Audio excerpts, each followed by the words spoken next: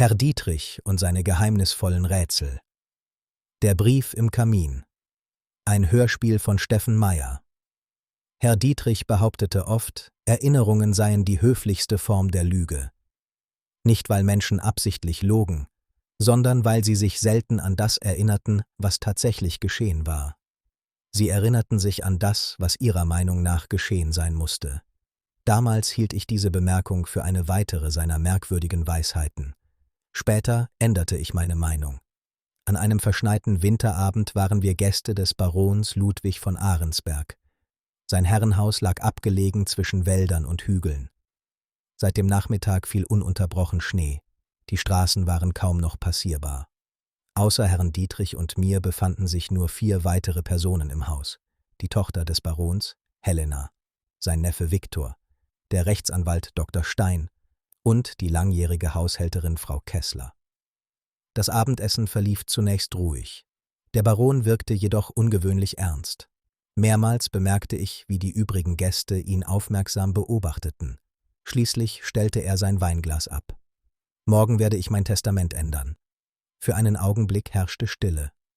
»Der Entwurf liegt bereits in meinem Arbeitszimmer.« Niemand antwortete, doch die Anspannung war plötzlich spürbar. Der Baron lächelte schwach.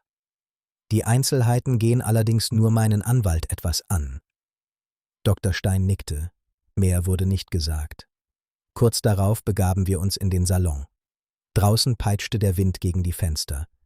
Im Kamin brannte ein Feuer. Man sprach über belanglose Dinge. Doch immer wieder bemerkte ich nachdenkliche Blicke. Etwa eine halbe Stunde später entschuldigte sich der Baron. Er wolle noch einige Unterlagen aus seinem Arbeitszimmer holen.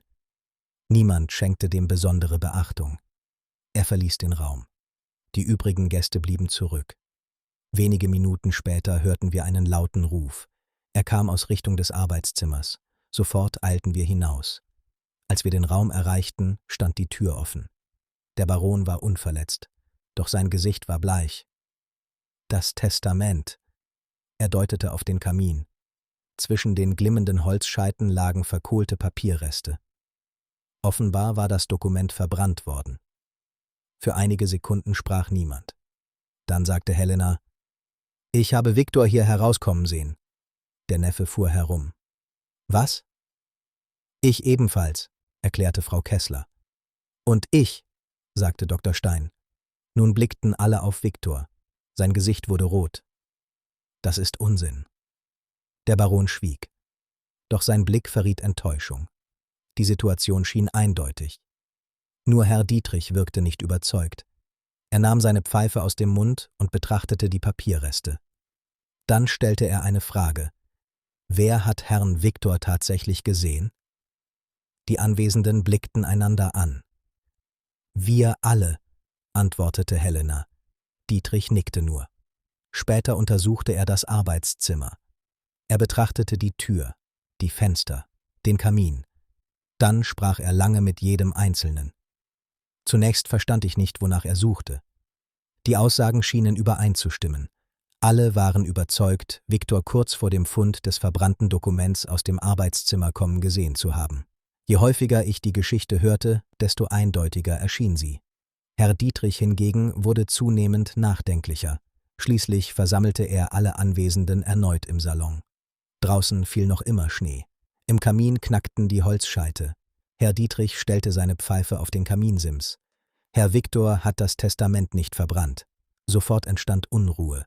Helena schüttelte den Kopf. »Aber wir haben ihn doch gesehen.« »Nein«, sagte Dietrich ruhig, »das glauben Sie lediglich.« Niemand verstand. Dietrich sprach weiter. »Ich habe jeden von Ihnen einzeln gefragt, was genau er gesehen hat.« Er blickte zu Frau Kessler. Sie sahen eine Gestalt den Flur entlang gehen. Die Haushälterin nickte. »Ja.« »Konnten Sie das Gesicht erkennen?« »Nein.« Dietrich wandte sich Helena zu. »Und Sie?« Sie zögerte. »Nicht wirklich.« Sie hörten jedoch jemanden sagen, dass es Viktor gewesen sei. Helena blickte überrascht auf. »Ja«, nun sah Dietrich zu Dr. Stein. »Und Sie waren die erste Person, die seinen Namen erwähnte.« Der Anwalt erstarrte. Im Raum wurde es still. »Als die Gestalt das Arbeitszimmer verließ«, fuhr Dietrich fort, »sagten Sie laut: »Herr Viktor, Einen Augenblick bitte. Niemand sagte etwas.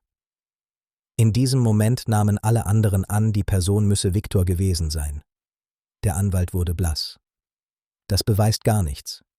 Doch, sagte Dietrich, denn niemand hat Herrn Viktor tatsächlich erkannt.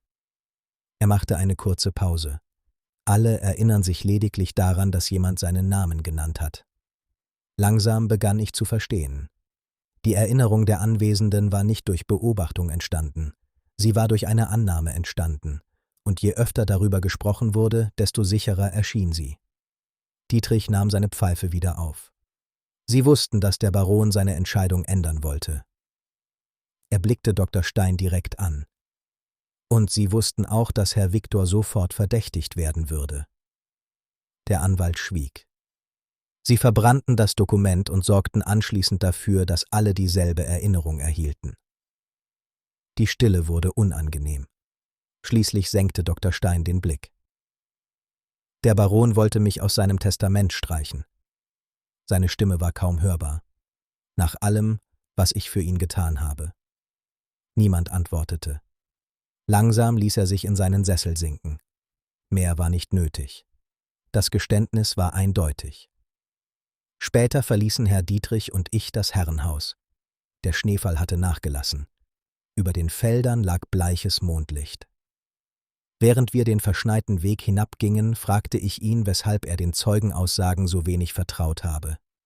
Er lächelte. Weil Erinnerungen ansteckend sind. Ansteckend? Er setzte die Pfeife an den Mund. Ein Mensch irrt sich. Er blickte in die Dunkelheit. Und kurz darauf erinnern sich alle anderen an denselben Irrtum. Dann ging er schweigend weiter. Und wie so oft hatte ich den Eindruck, dass Herr Dietrich nicht Verbrechen aufklärte, sondern Gewissheiten.